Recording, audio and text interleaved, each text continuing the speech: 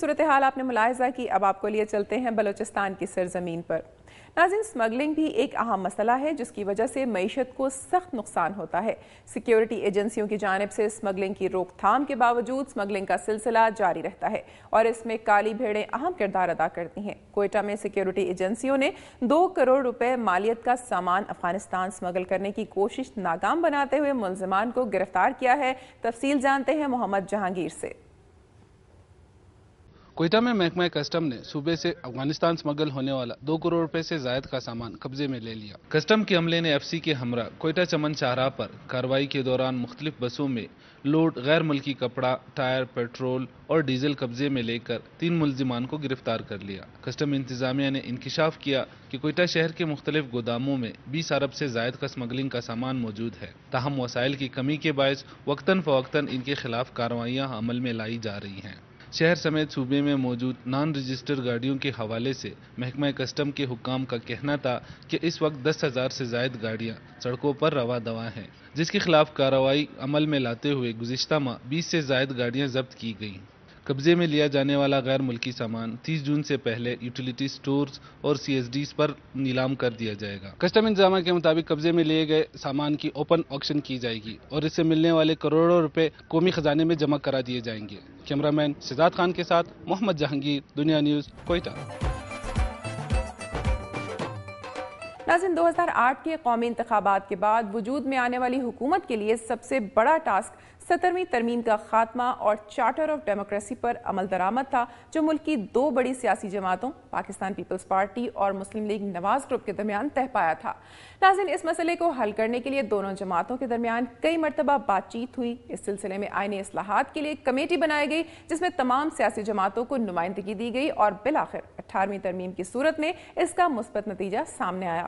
18ویں ترمیم کی منظوری کی خوشی پورے ملک میں منائی گئی، جبکہ کچھ معاملات پر عوامی رد عمل بھی سامنے آیا، تاہم آئین میں کی جانے والی خرابیوں کو کسی حد تک دور کر دیا گیا جن کے بارے میں سیاسی جماعتوں کے تحفظات تھے۔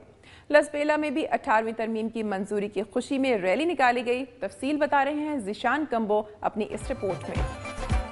پاکستان پیپلز پارٹی لسبیلا کے زیر اہتمام NFC ایوارڈ کی متفقہ منظوری، 18ویں ترمیم، بلوچستان پیکج، صوبہ خود مختاری اور صوبہ سرحد کا نام خیبر پختونخوا رکھنے کی خوشی میں ایک بہت بڑی ریلی نکالی گئی۔ ریلی کے شرکا نے ڈھول کی تھاپ پر رقص کیا اور آسری شارہ کا گشت کرتے ہوئے مندرا چوک عدالت روڈ پر جلسہ گاہ پہنچے، جہاں ANP کے مقامی رہنماؤں آغا عبدالباقی اور قاہر خان کی قیادت میں ANP کے کارکن بھی اظہار یکجہتی کے لیے جلسہ گاہ پہنچ گئے۔ جلسے سے ANP کے آغا عبدالباقی، پیپلز پارٹی لسبیلا کے صدر M شریف پالاری اور تحصیل ہب کے صدر حاجی انور رنجو نے خطاب کرتے ہوئے کہا کہ پیپلز پارٹی کی حکومت نے 73 کے آئین کو اپنی اصل شکل میں بحال کر کے آمرت کا ہمیشہ کے لیے راستہ روک دیا ہے، جبکہ بلوچستان کے عوام کو NFC ایوارڈ اور آغاز حقوق بلوچستان کے ذریعے خوشحالی کا پیغام دیا ہے۔ آنے والے دنوں میں بلوچستان کے عوام سابقہ ادوار میں ہونے والی زیادتیوں کو بھول کر امن و آشتی کے ساتھ نئے دور میں داخل ہو جائیں گے۔ مقررین نے کہا کہ پیپلز پارٹی عوامی جماعت ہے اور صدر پاکستان آصف علی زرداری عوام کے درینہ مسائل کے حل کے لیے کامیابی سے آگے بڑھ رہے ہیں۔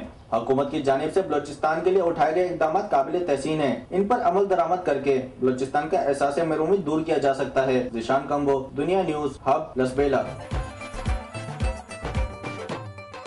ناظرین، پولیو ایک خطرناک بیماری ہے جس کی روک تھام کے لیے عالمی سطح پر کوششیں کی جاتی ہیں اور مرض کی تشخیص کے بعد اس کی ویکسینیشن پر بہت توجہ دی جاتی ہے اور کم عمر بچوں کو پولیو سے بچاؤ کے قطرے پلانے کے لیے قومی سطح پر مہم چلائی جاتی ہے۔ چمن میں بھی 3 روزہ مہم چلائی گئی ہے جس میں 1,43,000 بچوں کو پولیو کے بچاؤ کے قطرے پلائے جا رہے ہیں۔ تفصیل جانیں گے اسلم اچکزئی کی رپورٹ میں۔ میں ہوں چمن سے محمد اسلم اچکزئی۔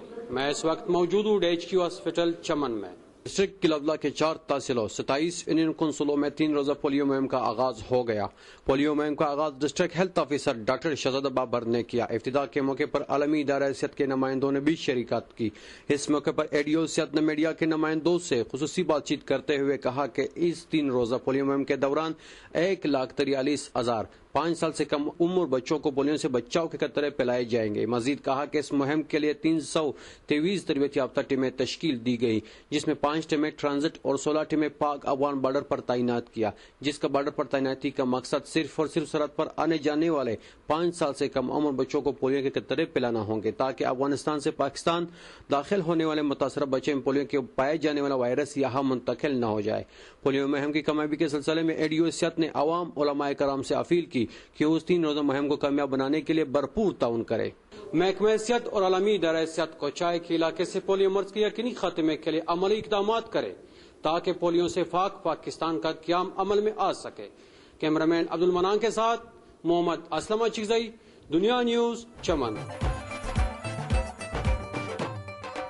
حکومت کی جانب سے ضلع حکومتوں کے نظام کے خاتمے کے بعد تحصیل اور ضلع کی سطح پر ایڈمنسٹریٹرز کا تقرر کر دیا گیا ہے۔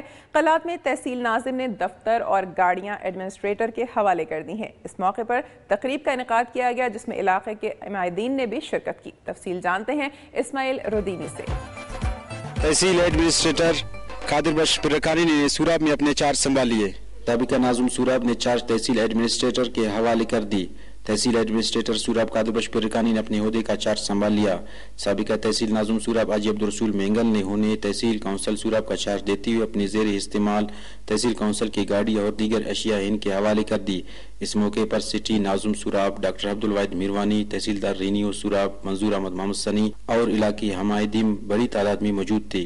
ان علاقائی حمایدین نے تحصیل ایڈمنسٹریٹر قادر بخش پرکانی کو مسائل سے آگاہ کیا۔ قادر بخش پرکانی نے لوگوں کو یقین دہانی کرائی کہ وہ علاقائی مسائل کو حل کرنے کے لیے اپنی تمام تر صلاحیتوں کو بروکار لائیں گے۔ کیمرہ مین یوسف مینگل کے ساتھ اسماعیل رودینی، دنیا نیوز، کلات۔